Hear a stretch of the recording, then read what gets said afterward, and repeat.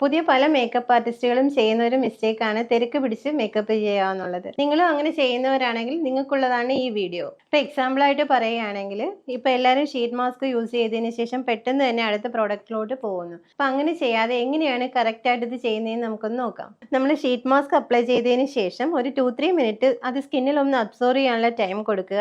എന്നിട്ട് അതിന് ശേഷം നമ്മൾ ടോണർ അപ്ലൈ ചെയ്യുക. ടോണർ തന്നെ അപ്ലൈ ചെയ്തതിന് ശേഷം അതും ഒരു 2-3 മിനിറ്റ് സ്കിന്നിൽ അബ്സോർവ് ചെയ്യാനുള്ള ടൈം കൊടുക്കുക.